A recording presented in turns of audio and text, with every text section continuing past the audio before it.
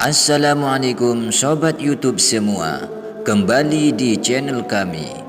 Perekonomian Cina dalam kurun satu dekade ini telah meningkat tajam dengan bersaing keras melawan negara adidaya Amerika Serikat.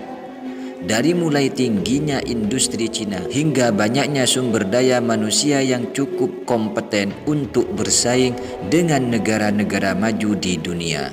Sehingga dengan peningkatan itu memicu perang dagang yang cukup sengit dengan negara Amerika.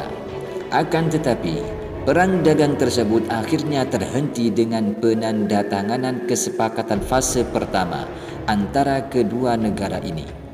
Berdasarkan dokumen perwakilan dagang Amerika, rincian kesepakatan dagang tersebut berisi tentang ekspor makanan, pertanian, dan produk makanan laut Amerika Serikat ke Cina. Sementara itu, Cina mengakhiri praktik pemaksaan atau penekanan perusahaan asing untuk mentransfer teknologi mereka ke perusahaan Cina. Setelah selesainya nota kesepakatan, Cina mengalami musibah besar, yaitu terjadinya penyebaran virus corona yang memakan banyak korban jiwa. Virus corona menjadi berita heboh dunia pada awal tahun 2020. Di mana virus tersebut telah memakan banyak korban. Dan yang lebih menakutkannya lagi, virus tersebut belum memiliki vaksin atau obat penyembuhnya. Dalam proses penyebaran virus tersebut begitu cepat menular ke sesama orang yang berada pada lingkungannya, sehingga banyak korban yang terjangkit virus yang harus diisolasi. Sejauh ini, perbandingan jumlah pasien terpapar corona antara perempuan dan pria adalah 1,18%.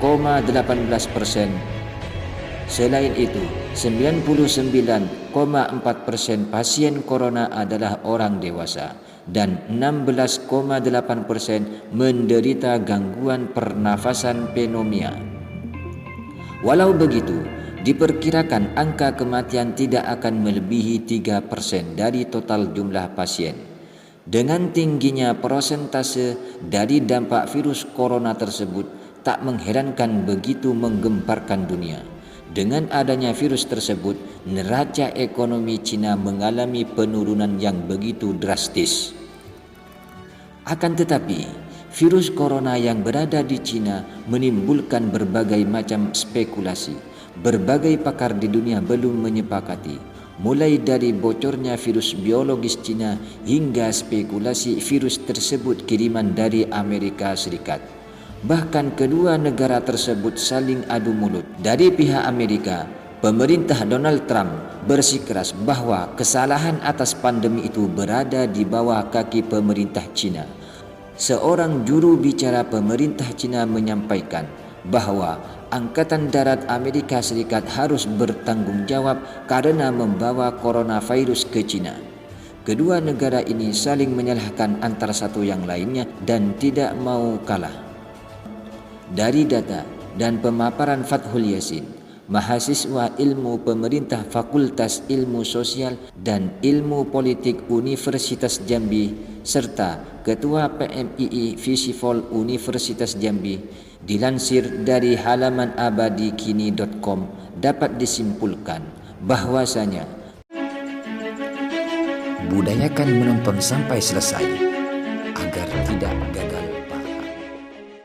Kemenangan dagang ekonomi Amerika terhadap Cina yang terhenti melalui kesepakatan dagang fase pertama disebabkan keberhasilan Amerika dalam membaca gerakan Cina yang dipastikan gagal dalam pembuatan senjata biologis. Momentum tersebut keluar pada akhir tahun 2019 dan Amerika berhasil menekan Cina dengan menyepakati kesepakatan dagang pada tanggal 15 Januari 2020. Pada dasarnya, apabila virus ini tidak muncul, maka prediksi perang dagang akan terus berlanjut, dan apabila tidak berhenti akan memicu perang militer antar kedua negara, di mana kekuatan militer dari masing-masing kedua negara termasuk di antara terkuat di dunia, dan kedua negara sudah bersiap-siap untuk bertempur. Maka dari itu, kita bisa melihat bahwa permainan politik luar negeri Amerika begitu kuat, memanfaatkan keadaan terjepitnya China dalam menanggulangi virus pandemi 19. Sehingga kalau tidak dimanfaatkan dengan cepat, negara adidaya Amerika akan kalah di kancah internasional. Begitulah sekilas membaca arah politik dua negara masing-masing. Semoga keadaan dunia segera membaik